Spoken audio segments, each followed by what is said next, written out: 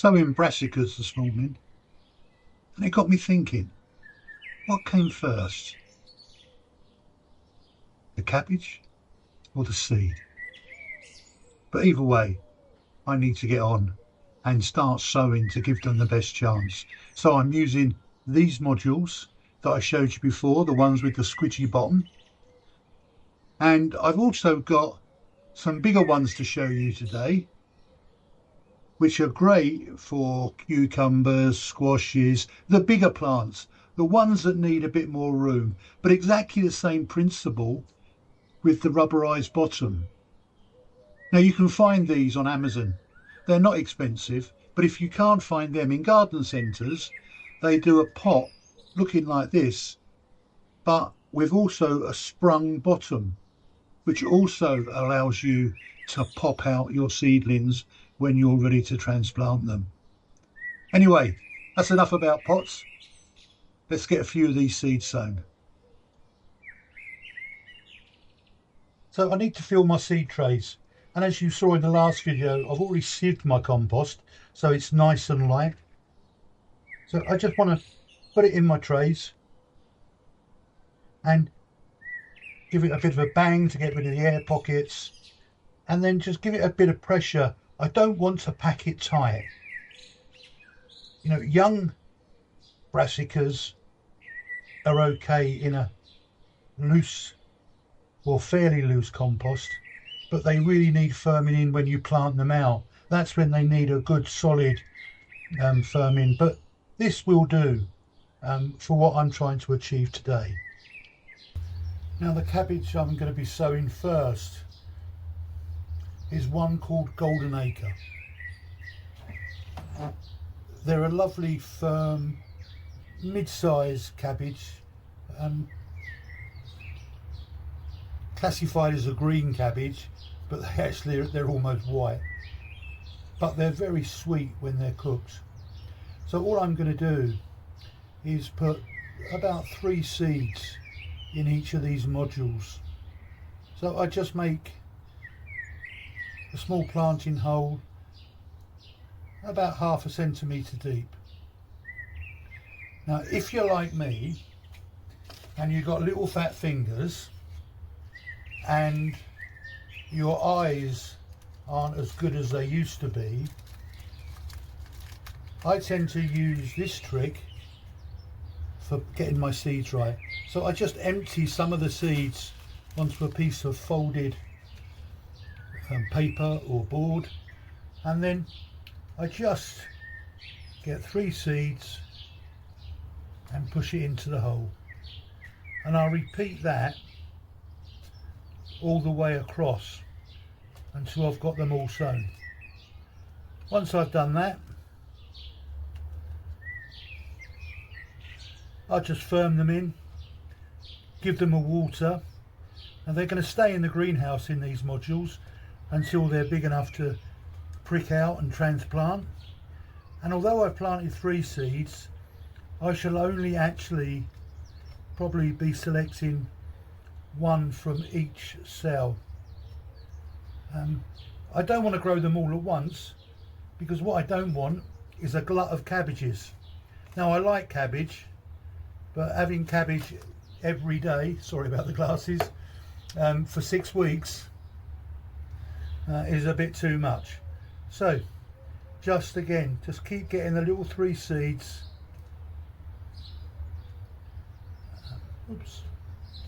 into their hole, and then I'll firm them down, give them a water, and put them in a bigger seed tray that I can top up with water. I don't want to put too much water on top of these seeds when they're in trays, because otherwise I'm going to encourage something called damping off. That's when you get like a mildewy, mossy effect on top of your compost, and that's because you're top watering. So after the initial watering, the best way to water seedlings is from the bottom.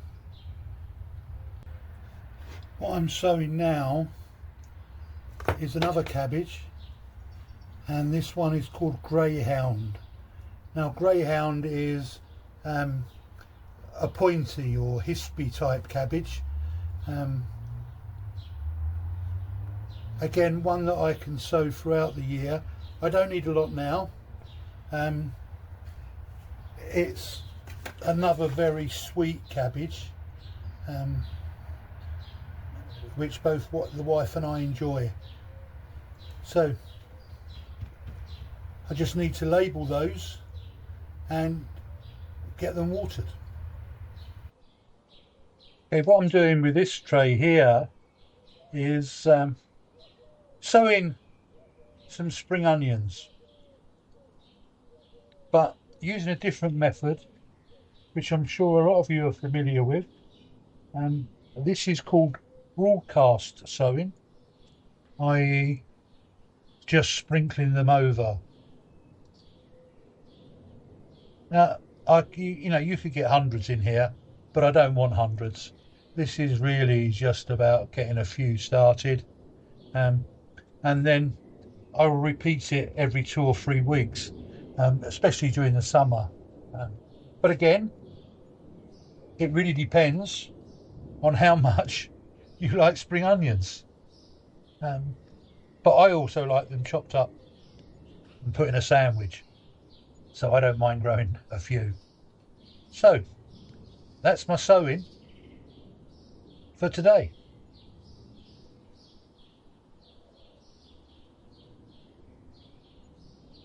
One of the questions I'm often asked is, where do I get my seeds? Well, there's no hard and fast really, but if you like seeds that come in pretty packets, then you're normally better off going to main gardening online retailers. But I'm quite happy to get seeds that come in little foil packets. Now I get these from Premier Seeds Direct. They're cheap, they're reliable, and the seed count is so much higher. I'll give you an example. You might go and buy a packet of tomato seeds and you think you've got a good deal, and then when you turn it over and look at the back when you've got home, you realise it contains 5 seeds and you've just paid £3 for it. And the same can be said for a lot of other seeds. But what I find with Premier Seeds is you get a good quantity. So for example, this one here is Crown Prince, which is a squash. I can buy the equivalent, let's just say for example in B&Q, in their seed section, and it will have 5 seeds and cost you £3.50. This packet of seeds, which is exactly the same, Crown Prince, cost me £1.30, and it contains 20 seeds, so probably 5 times as many for a third of the cost.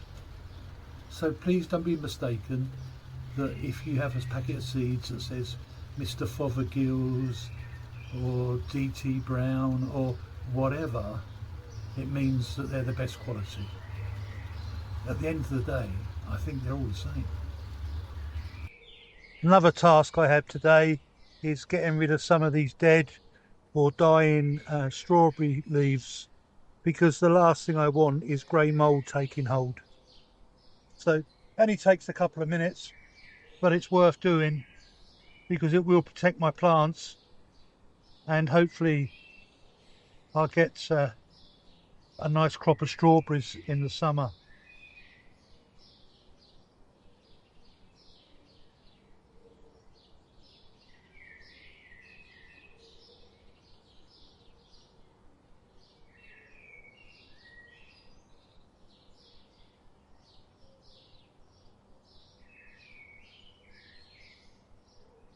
Few weeds as well, and I'll pull them out while I'm here. Not too bad, but then again it is early February, so a lot of the weeds will be dormant at the moment, but this might take a while, so I'll show you when I'm done. So I've removed all the dead and decaying leaves. So hopefully now we have a much better chance of avoiding grey mould a bit later on. And a little bit of effort now will play huge rewards in the summer when the grandkids come to pick their strawberries.